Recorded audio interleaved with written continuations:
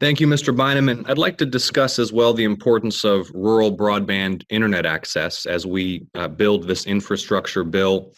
Georgia's Department of Community Affairs has reported that approximately 70% of the locations lacking high-speed internet access are in rural Georgia. There's particular need in the rural areas around Augusta and in rural areas of South Georgia, south of Savannah and around Valdosta, for example. Can you please discuss the economic impact and the importance of expanding rural broadband internet access, particularly in South Georgia and rural Georgia?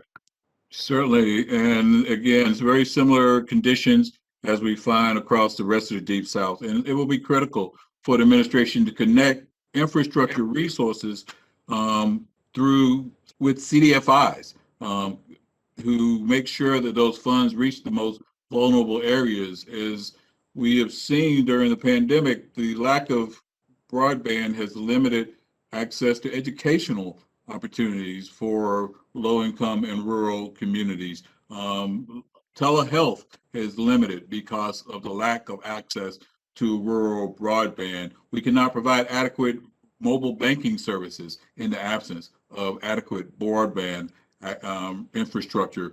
And so it is to get these needs to the communities that are so vitally underserved without being subject to the whims of Southern state policymakers that have a unfortunately deplorable track record of directing resources to the most vulnerable communities, particularly communities of color. It's critical that resources be directed to be funneled directly to grassroots, on the ground organizations such as community development financial institutions.